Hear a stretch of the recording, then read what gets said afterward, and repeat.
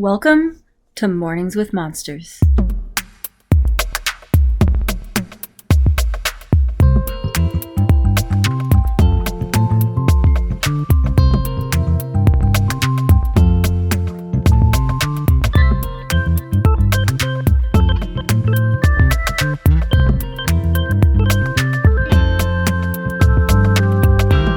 Alrighty, guys. Today we are talking about Gnolls. Gnolls are a humanoid hyena-looking thing. Real gross. Well, they're one of my favorite monsters. I saw them first when I was reading the Dritz books, and like even though you've seen a lot of the monsters before this in the books, like deep gnomes and illithids and drow and drider, you've seen all of those things. This was like a very stereotypical scene of like when you're playing D&D and you have a random encounter of like pack tactic monsters that you're not ready for and they ambush you. This was like one of the very first scenes in the books that does that kind of thing, and stuck with me because they slaughtered a whole village and they accidentally only left 2 kids alive, and then I think they came back and finished those kids off too. So it was like when I saw them first, I was like, wow, not only are they hyena people, which I think is really cool, but they're brutal, they're ruthless, and they're violent as hell. Yes, that was what I was gonna say. They are infernal creatures. I don't think, at least me and Alex didn't know before we started researching. Yeah. So they've got some fucking viciousness in them. They are soup's evil. Yeah. And I think of everything we've covered, they probably have the strongest pack mentality, and like most coordinated and most likely to, like, as a pack, slaughter a village, you know? I would say the only thing that would give it a run for its money would be those Sasquatch things. What are they called? The Yetis? That we covered? Yeah, the Yetis. Because don't they hunt in packs as well? They work together, but it's not like their main MO. Oh, okay. All right. Yeah. Then never mind. And like Gnolls you're gonna find in much bigger packs, I think, than Yeah. Oh, yeah. 1 to 5 Yetis, maybe. Yeah, for sure. And Gnolls, as far as I know, like, just if you don't get rid of them, they're just going to multiply. They're just going to keep growing in numbers. So the thing about Gnolls is they're hyena humanoids.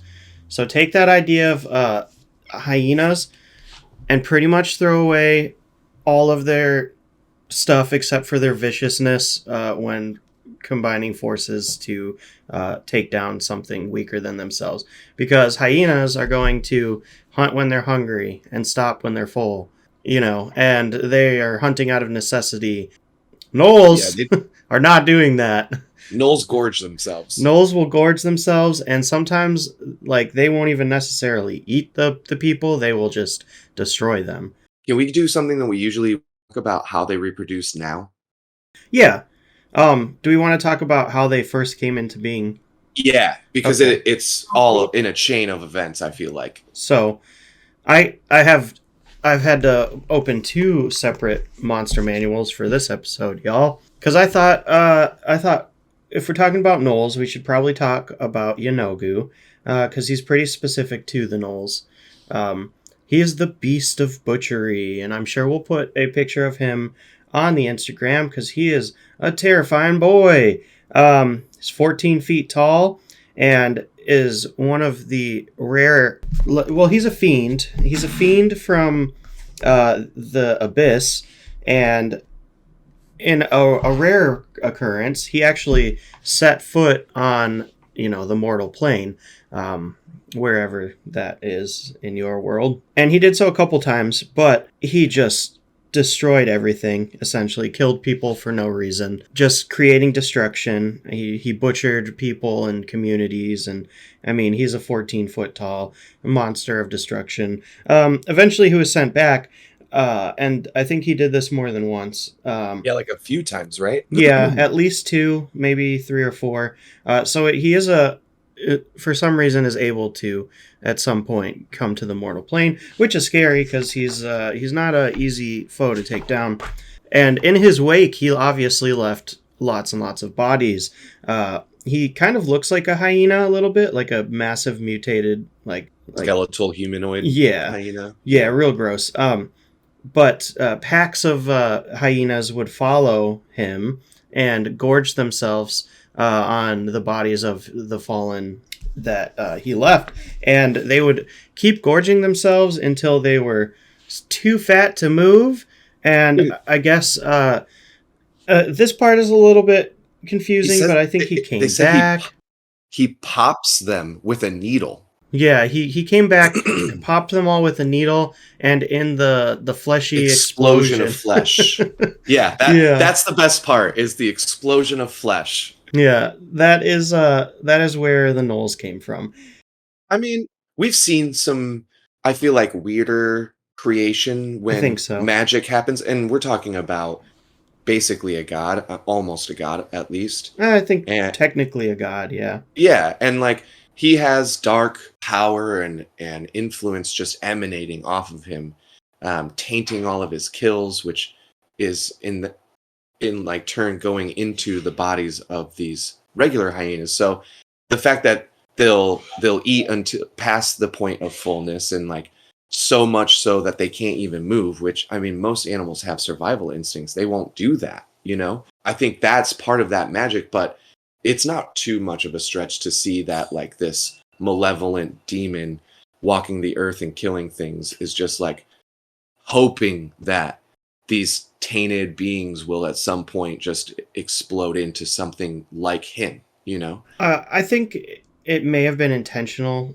like even if it wasn't an initial like thought, but he may have like seen these things that are just like I would say they have butcher tendencies. Like when you see like a group of hyenas taking down like a body, like that's a vicious thing to watch. Absolutely. So I would guess that he saw that and he was like, oh, these could be my worshippers. Or also he didn't kill them all, so there was some intent there, because he could have, and they were following him. Yep. So that's how the first Gnolls came into being. Which isn't too much different than how they continue to come into being. And I saw a thing that explained like Yeenoghu to the Gnolls, their relationship is like Yeenoghu's kind of like the queen bee. So it's not like a hive mind necessarily, but like they're going to act in service and like also attempt to recreate his intentions, so just like butchery on a smaller scale, just because they're not as strong. But still devastating. But still devastating. They're not. Yeah, they're gonna kill any normal like humanoid race. Like that's not started to level up or become stronger. Yep, and they're not stupid, so they're gonna stick away from walled cities or fortified outposts and stuff, and they're going to tend to stay towards like homesteads or ambushing your caravan, no matter how guarded it is, and the women, the children, the sick, the old, all are dying first. Yeah, because that's how they go. More strategies. Yep. Than, a lot of other races. Yeah, they do have a lot of like specific strategies that they follow, mm-hmm. And I think that's mostly, for most people.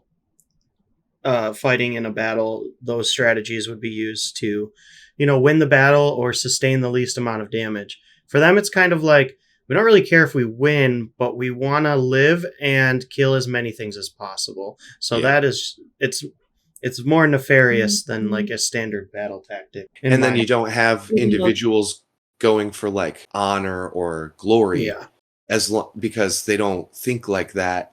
They don't mind if they as an individual fall, so long as the Gnoll continue. And also we said we would talk about their reproduction, so that is, like I said, basically the same as the Gnolls.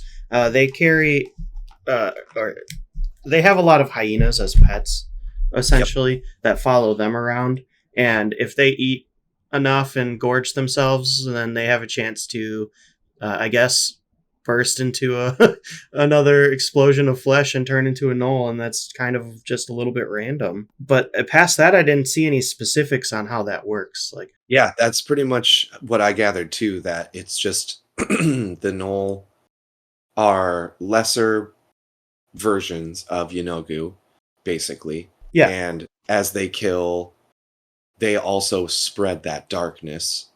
And it attracts regular hyena who then gorge on the darkness infected kills. And yeah, it just becomes the way of making more. yep. Gnolls are strange, right? A gnoll is a medium humanoid. They can then continue on their path and become a gnoll pack lord, which is basically the alpha pack lord. And if they go even further, I guess win enough battles and perform demonic rituals of blood offerings to Yenogu, they can then become a Gnoll Fang of Yenogu, which somehow turns them into a medium fiend, which is the same thing that Yenogu is a fiend from the Yeah. abyss. I saw in my research today that like Wizards of the Coast put out 2 tweets saying that gnolls technically should all be fiends, since that they Got are it. like basically like aberrations from the abyss, but they're like demon influenced instead. Yeah, You I know? think that makes sense. Mm-hmm. Especially like once they go from hyena, which is a beast, into a gnoll. I think Yeah. that like fiendish influence Mm-hmm. automatically changes there.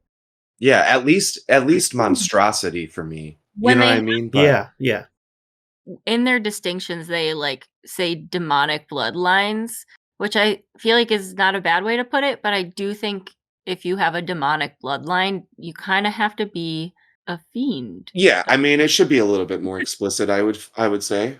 At least like a subtype or Mm-hmm. like a dual type kinda thing. Like, I feel Yeah. like an easy one to have as 2 types, like a humanoid fiend. So yeah, I agree. You know what I think is also pretty scary about these things. In like say you're in a little medieval village, right? And you have a creature that's like known, and so you put up defenses against it. You know, like some goblins, they kind of like steal your crops sometimes, or pillage your town, but you're able to fend them off, or hire adventurers to take care of them. Like, I feel like with the gnolls, you don't get the opportunity to fend off or prepare because they never really hit the same place twice, and they're Yeah. nomadic. So like they can literally just pop up in a massive group anywhere, attack, Yep. and then like will go disappear, scatter, reform somewhere half a continent away, and then Yep. attack again. So it's like unless you are one of the surviving villagers and you get a bunch of strong people with you and your only purpose is to track them down and kill them, it's Good gonna luck. be hard to even find them. Yeah. I mean, I'm sure they're fast. I know they only have 30 feet of movement, but yeah, I think that's part of the scariest part is like their nomadic thing. Just because it literally says they attack like a plague of locusts.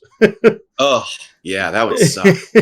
Yeah, they just gnaw corpses and befoul the lands. It's pretty graphic. These guys are not, they don't shy away on this stat block from just being extremely brutal. Yeah. I think that it's a really fun version of a monster like that because goblins, when you have 1,000 of them, are a terrifying force, but like unless you have 1,000, Yeah. it's fine. And like with most of the monsters that we have like come across in our show, some of them are like the goblins. You kind of like, you're not scared of them unless these very specific requirements are met. Yeah. But then on the flip side, you have monsters like the lich or a dragon where like you want to stay as far away from these things as possible, and usually there's signs to tell you don't fucking go here. But with gnolls, it's a little bit of both because you don't know where they're going to be. You don't know when they're going to come. For most of your experience as like a player or as your character itself, you're not really going to think much of them outside of like legends, tales, and stories. Yep.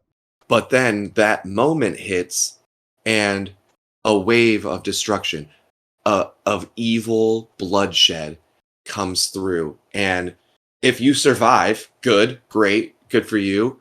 But honestly, what are you supposed to do after that? Like you said, you would either have to be someone like a ranger, or someone who's got connections to people who can track things like that, or you make it your life's goal to just wander the earth hoping you see them again, because that's really what you're up against, is some kind of ghostly plague. And they're going to you're going to hear that they attacked a village, and then they're going to be gone by the time you can even find that village. Yeah. So, I mean, it's difficult, and you're not going to be able to really find any allies of the Gnoll to interrogate, because they literally, one of their things is they are enemy to all. Not even the most savage of orcs will ally themselves with the Gnolls. Nope. Yeah, they just like, I kind of see these guys as like if you have a party of adventurers that wants to like talk to every monster to try and see if there's like a way not to fight it. Like that could happen with most monsters. Like if you can somehow figure out a way to talk with it, and you can somehow figure out their objectives and see how they can complete their objectives without death and destruction. Like you could probably convince a goblin not to do his goblin stuff, like depending on his end goal, right? The Gnoll's end goal is to just kill things and, do his thing. So I feel like as a DM, if you have that party and you want them to just kill something because there's no saving them. That would be the Gnolls. That was where the Gnolls come in. Now most parties don't have that problem. They're just going to kill anything that's attacking people. Murder hobos anyway. Yeah, but I think this is an easy tool in that way. Or also, if you're, here's the thing about Gnolls, right? When you take down something that's terrorizing a countryside or whatever, like you can become heroes for taking it down. But like we talked about, they don't hit the same place twice. They could be in a different country every time they attack. So like, even if you kill all of these things, like you're not gaining that recognition, and they're probably harder to kill than, most of those things, other than like a dragon or something. And realistically, they're not going to hit places that would garner you to get some kind of reward or honor or legend, because they don't hit like walled cities or anything bigger than probably a small settlement of like 2 or 3 families, I think that's it. Equal to them. Yep. As long as they know that they can kill it, they will. And there's like a small asterisk on that, because Yunogu could send an omen saying kill this thing that you wouldn't normally. That's true. Yeah, and he will do that from time to time, especially with the fangs of Yunogu. I mean, they're beefy. They're CR4, which is double a regular Gnoll, or more than double. Yeah, because a Gnoll is what, half a CR? Yeah, Gnoll Pack Lord is 2. Gnoll Fang of Yunogu is 4. So the thing about them is you're not fighting just one, right? Yeah, you're fighting a pack. There's going to be a lot of them.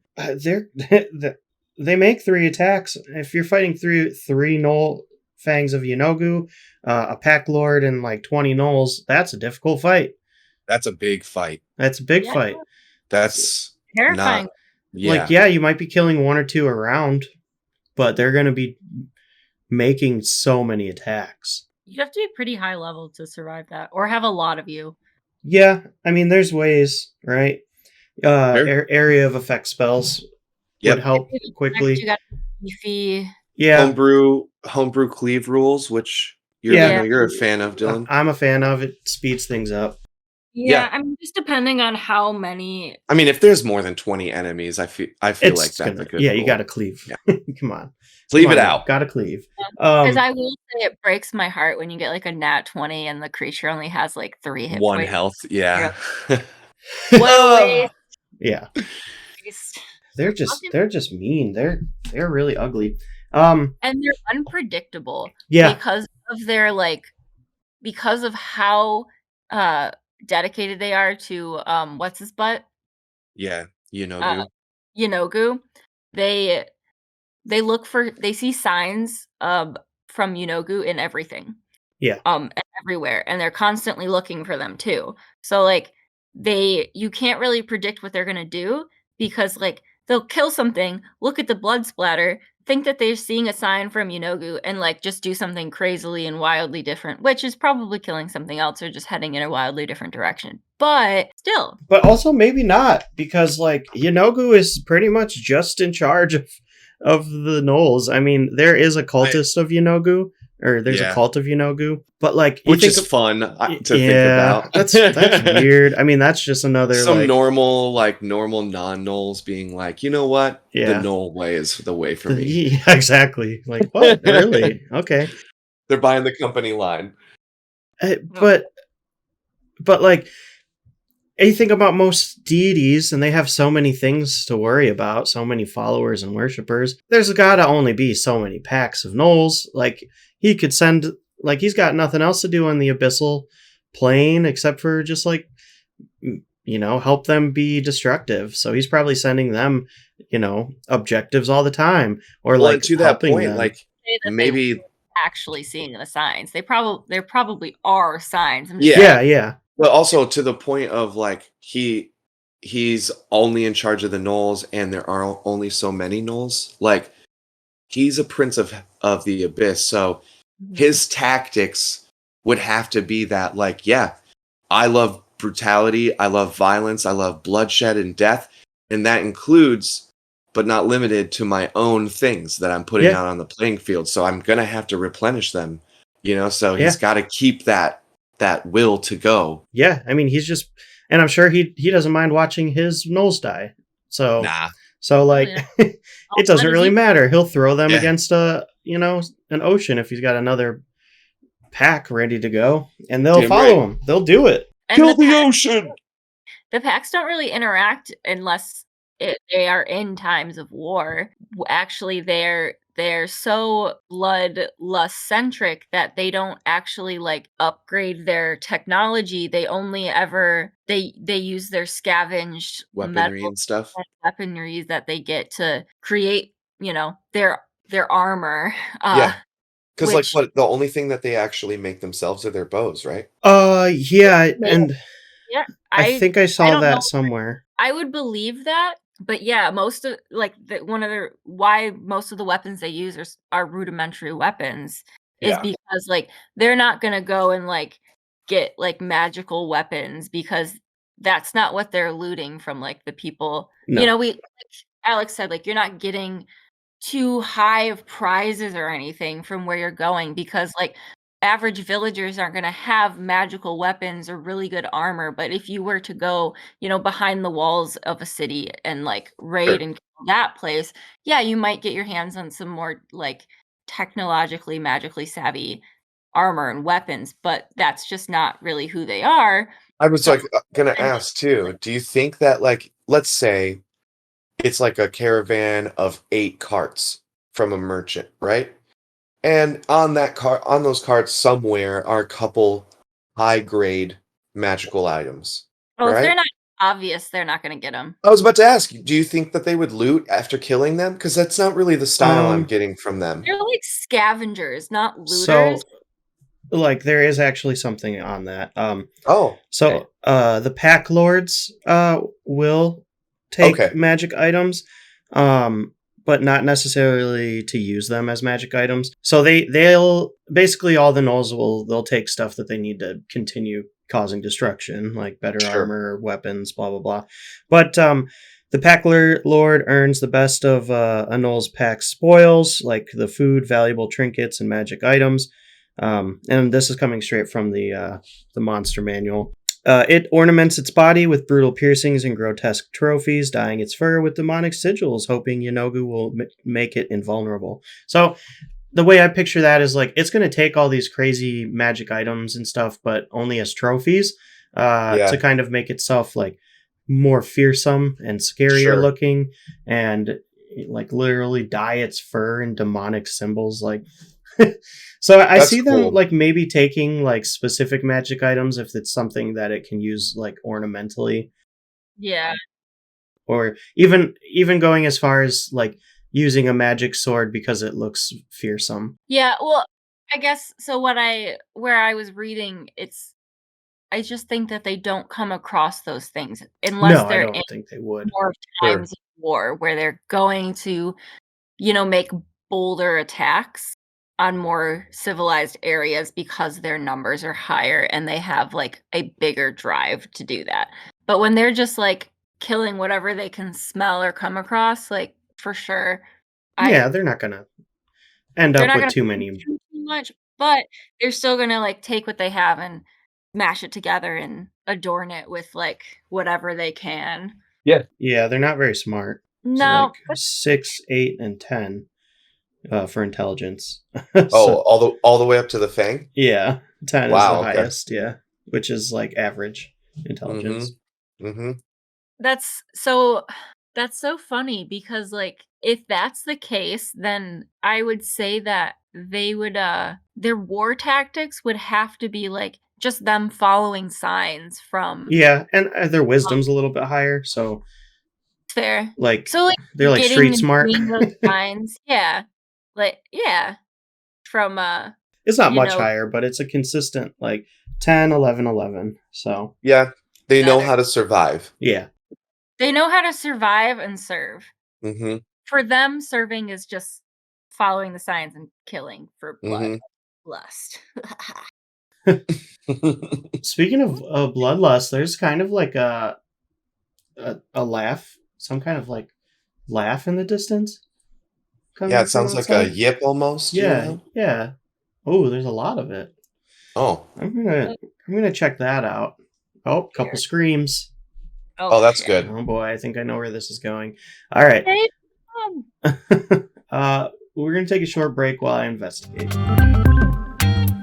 Thanks, guys, for listening to our Knoll episode. I know it's a pretty gruesome one, but hey, still fun. Hope you're enjoying it. We enjoyed recording it. If you want to hear about something less gruesome, or maybe something more gruesome, you can reach us at Mornings W Monsters with your questions, comments, concerns, or suggested monsters for upcoming topics of discussion.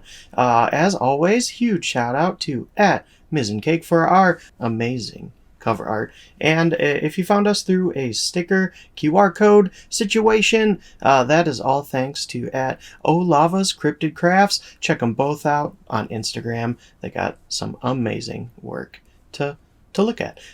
If you guys have any friends that haven't heard of Mornings with Monsters, tell them to check us out, because that's the best way to advertise is word of mouth. They can find us on wherever you get your podcasts, as well as YouTube.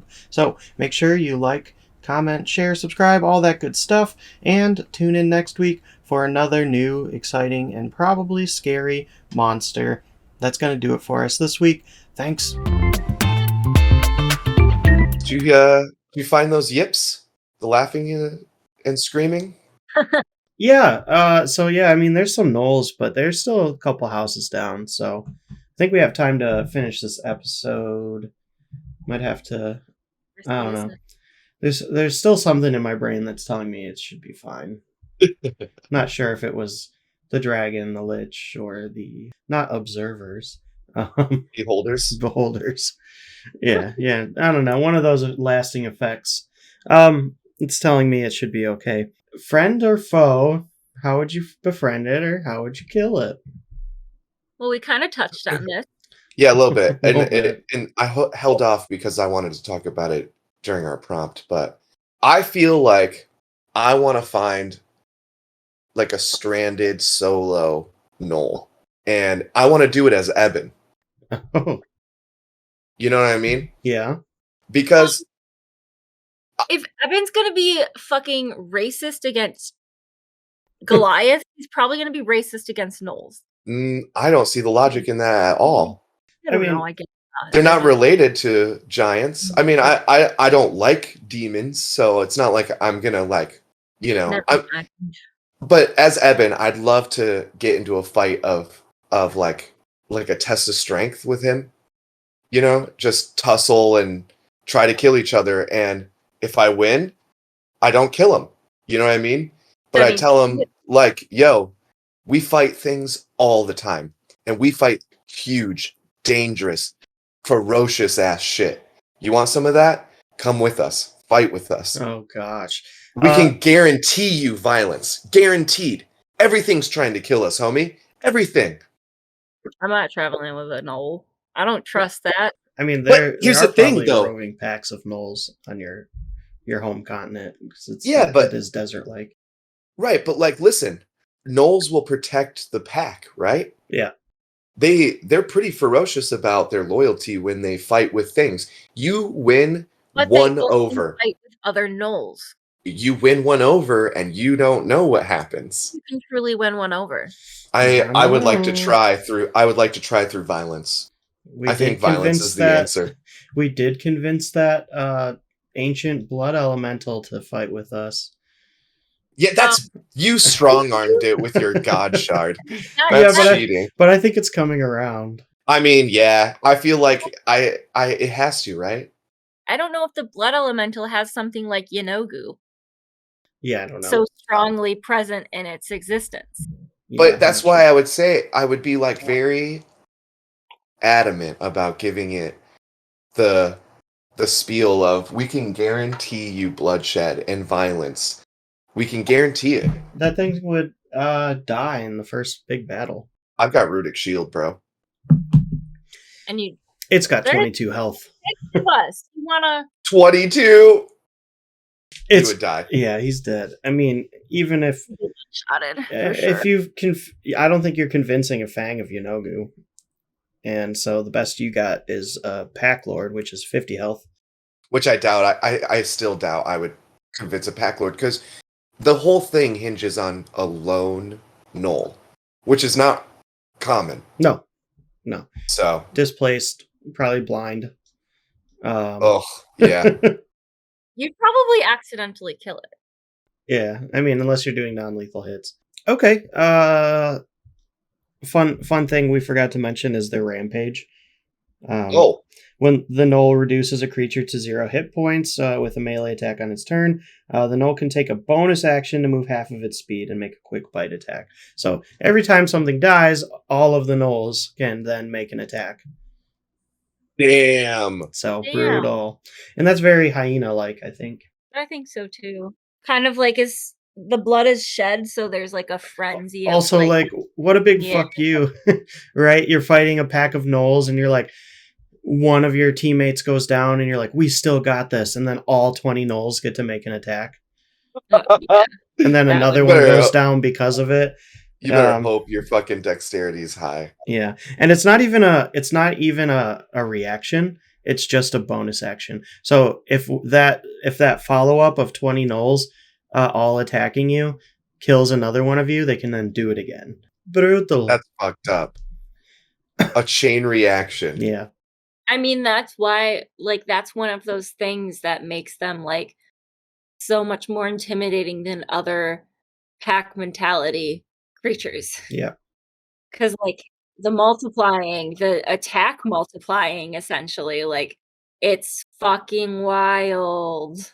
Yeah, but I mean, they might not even hit your AC, so it's doable. Not guaranteed. Yeah.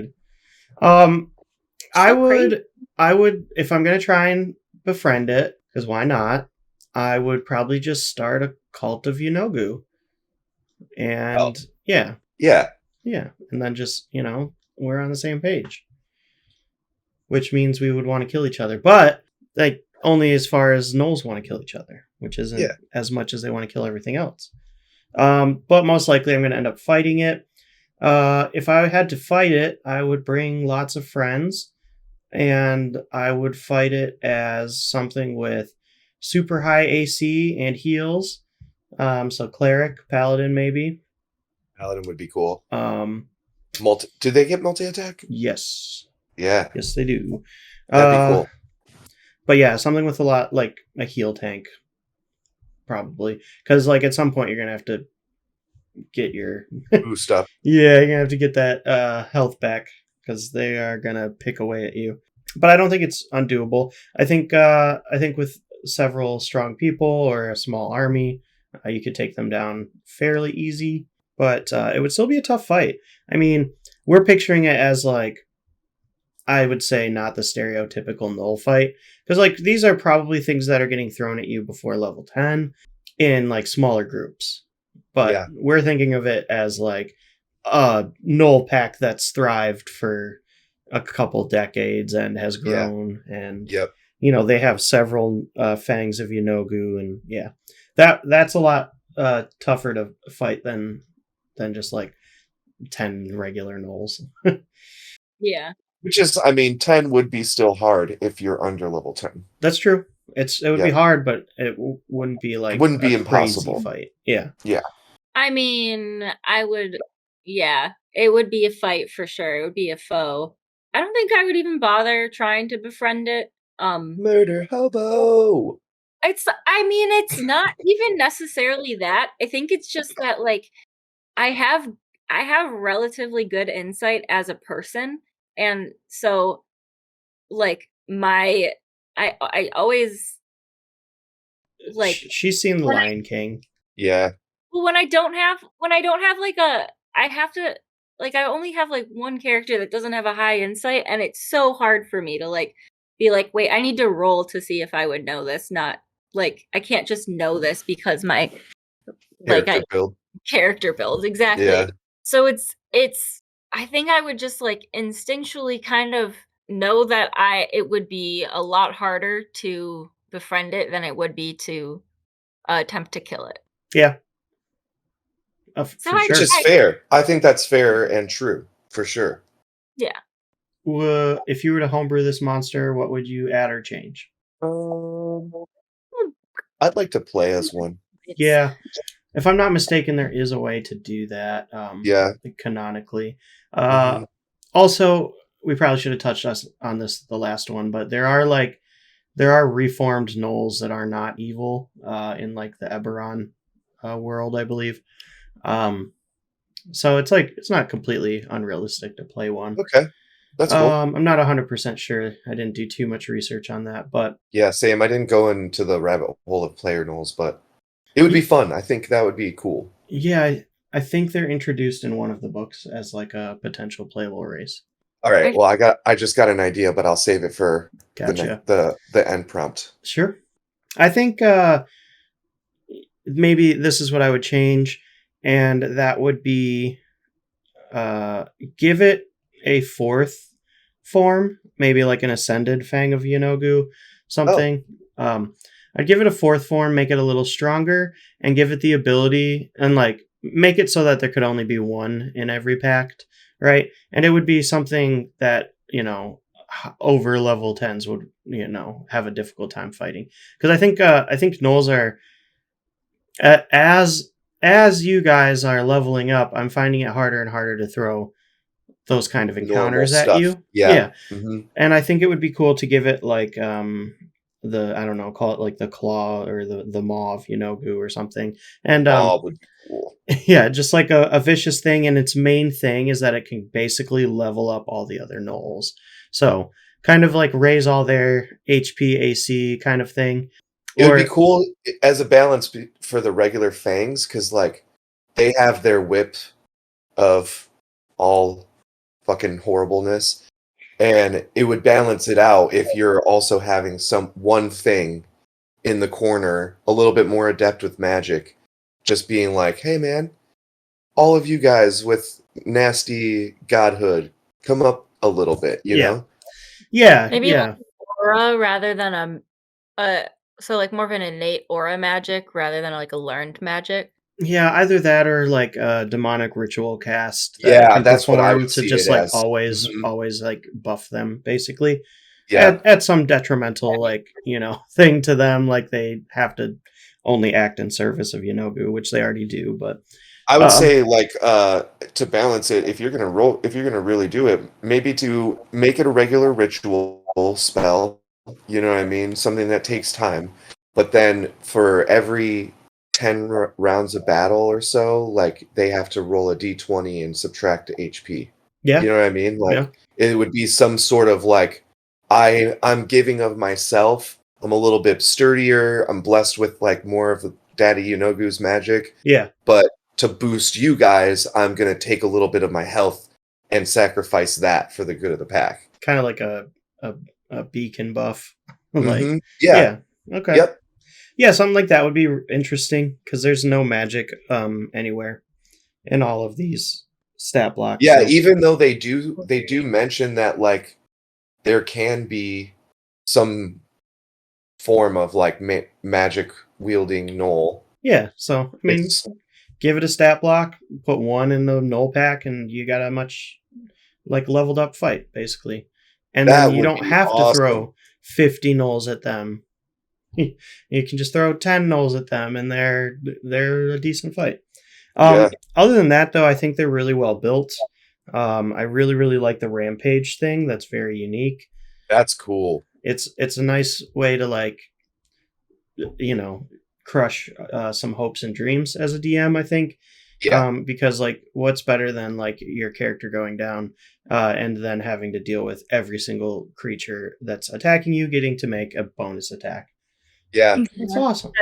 Capitalizing on the like manufactured distress and heartbreak at your table is one of the few delights as a DM, I feel like, like you see something so terrible and like it ripples across the faces of your players. That's when you want to throw something in that both makes it worse and better at the same time. Yeah. Like you want to create a full spectrum of emotions, and sometimes despair is on that spectrum. Yep, don't be afraid to touch on it. It makes for a really, really, really good storyline afterwards. Yeah, it does. Exactly. This is true. Especially when you have to re-roll a new character and come up with a whole new backstory. Absolutely. Other than that, I think their stat block's pretty good. So yeah, they're pretty good. And I think we can probably speed right through this unless you guys have any notes on their base alignment, which is chaotic evil. Nah, I didn't think so. Yeah, that one's easy, cut and dry. Mostly, and I would argue usually because they stick to what they're supposed to do pretty black and white, but they'll fuck their own dudes up if they have to. So and there's not a lot of outliers. Nah, it's chaos, man. It's true chaos. How would you like to see them in gameplay or media? Well, I have a great idea, but I'll let you go first if you want. Cool. I had a pretty cool idea that I came up with kind of while we were talking about this, as I often do. So you take a pack of Gnolls, right? Yunogu's been watching all of his different packs. He's watching for that opportunity to like reclaim his place in the mortal realm, because like that's a lot of these things want to do is they want to get back to the mortal realm to like just cause death and destruction, because it's not as rewarding in the abyssal plane because they just come back whatever. So he eventually, like through his chaotic evil intentions, has one of the packs that's like really thriving and they're really chaotic and really evil, and he sees that like if they push just a little bit harder, then like they may open the doors for me to be able to come back.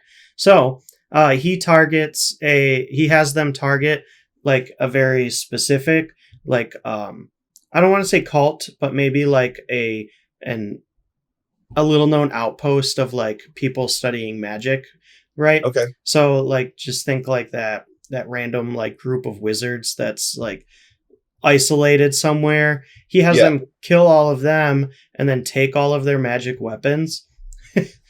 So like specifically gives them an order to try and use all of these magical weapons, right? So now you have a chaotic evil group of Gnolls with just like fucking tons of magic weapons that they don't know how to use, and they're just fucking firing off and like killing each other by accident, and like like that just sounds so much fun. And like I don't have an end game for the story, but like that through that somehow they try to bring Yunogu forth, and that's when the party of adventurers comes in to investigate the missing mages because they lost communication. They just see great. The aftermath of a Gnoll scene, and then you go find them, and they're just fucking throwing spells at you and shit that just don't make sense because they've stolen all of these potions. Yeah. Maybe one of them's gained the power of flight. You know, just like basically like one raises a staff to like smite you, and it just like teleports 20 feet away. Yeah, exactly. Yeah, like just like some chaotic magic bullshit, and I think that would be a lot of fun. Although scary as a DM because you're throwing a ton of free magic weapons. Yeah. Um, Yeah. If your party wins, they get a bunch of cool shit. Yeah. Yeah. But I think that just would be a very fun, chaotic little adventure. How about you guys? Gameplay or media? I too came up with a cool little campaign story on the spot when we were talking about them. I would love to get a party together willing to all play Gnolls. Okay? And the setting is that they're a small pack of Gnolls. And it's a survival game. They have to make the decisions on where to go, what to hit, how they're going to do it. And as the DM, all I'm doing is throwing like normal ass civilization maps at them. Like, you know, if they choose to go like in the wilds, on a good roll, they'll encounter some things to hunt, whatever. My job as a DM will be like to track their decisions and like to basically keep a point system that makes sense and is balanced to see which of the party members make better decisions for the pack that keep them alive and which, will end up getting the pack dead or themselves dead, and give like an ascension order to where like the end game would be like, are you going to be a Fang at the end, or are you going to be stuck as like a level 10 capped Gnoll? I love that so much. Almost like Gnoll character creation play. Yeah. Absolutely. And like through it and through your decisions, you get to choose like basically your highest potential as a player. And then just like throw in there like if they hit too many villages on the same like kingdom, they start getting like the GTA wanted levels. And then absolutely. The kings are going to send out their forces like, to fight like instead of like a merchant encounter or like a small like farm encounter, they'll come across like 4 adventurers on horseback just armed to the fucking teeth. Sweet. And like, like they won't even, you as the party wouldn't even get a chance to roll initiative. Normally you'd have to roll at a disadvantage because these adventurers saw you and they're looking for you, so they're hurtling towards you, weapons drawn, fast as fuck, so it would be fun. Monsters, like it would be really fun to give the party the opposite perspective, and I think that Gnolls would work the best for that. Like it wouldn't be as fun to do it with goblins or something like that because it's too squishy. I think it would be easy to like slightly scale them too. Like maybe give them a D6 after a couple levels instead of a D4 for their damage, and like raise their AC by 1 or 2 and then hit points. Like just like basic stuff like that. But I would create the whole level range and like I would also have like the cap. So like if you make the decisions that cap you at Gnoll, your level 10 stats, that's it. That's like max stat. You know what I mean? But like if you can get to a Fang, you can be level 20. Yeah. And you're just gonna have really to sacrifice some things to Yanogu. So you play as like a little bit of Yanogu too as a DM. Yeah. Essentially. Because at some points I will have to, like Melina was saying, like in the viscera or the blood splatter on the wall, I will have to put some sort of sign in it, like something for the party to interpret, and how they interpret it and the decisions they make from that will go on the point scale because something's coming from it. Something, If you've got a group of murder hobos, that is a perfect campaign. Yep. And I mean, it would be really fun to do it with you guys. I think I would want at least 5 people because I think to be realistic as a pack of Gnoll, 5 Well- would be at least the least you would need. I think you it would know? be fast paced too. I don't think that would be It a would. super long campaign. No. I mean, more often than not, my party's gonna die. Yeah. You know, like, and that's kind of cool. That's actually part of the draw to replayability, because we could play that when we get bored. Yeah. Oh, you guys want to play the Gnoll campaign? We died last time, so everybody re-roll your Gnolls and let's start again. You know what I mean? It's like playing level 1 or 0 characters. Yeah. That's a good t-shirt. Reroll the Gnolls. Yeah. And it would be super fun to use the Rampage as like a character. I think that I would keep that. You're gonna kill a lot of people as the player characters. So yeah, and I want that to invoke the like frenzy in your party. Yep. So that like your chances of dying as a playable Gnoll will go down considerably at that point, you know? And as a DM, I might be kind to you and throw you a flock of sheep or two in the beginning. Yeah. Just absolutely hammer things. So amazing. What about you, Melina? All right, so I also came up with one while we were talking about it. So we start with 2, like, let's go with like 8-year-old twins in a tree high up in the forest, and some gnolls come in and wipe out their village while they're up in this tree. So they're the lone 2 survivors that witness this. So these tree children are like from a family of like hunters, essentially. So they like, as young teenagers, are rangers by nature, and then one becomes a paladin ranger, and then one goes into like, I want to say like multi-classes, like either like a wizard or a sorcerer and a ranger. Okay. So they can track and like, so they like spend their whole lives like just getting stronger and tracking gnolls and learning everything they can about them, so that when they're strong enough and they're like between level 18 and 20, just go in and decimate like an entire horde of gnolls. That'd be cool. Maybe even like drawing attention at that point of Daddy, Goo at that point, Yeah. and facing off with him. I Two think that would be level 18 twins against Yenogu cool. would be a dope fight. It started as one person in my head, and then I was like, no, it needs to be twins, because I don't think they would trust another person to help them. I could see that. That's good. Maybe even it would be cool to throw in like cultists of Yenogu Yeah, they would to create their that life distrust to- of humans and stuff. Yeah. They would probably find, like, that's how they would find out more about Yenogu, is like Yeah. you run into a cult of Yenogu, and they like, that's when they Torture really them. start to well, they probably infiltrate it first, and then they're like, what the fuck is going on here? And then kill everybody eventually.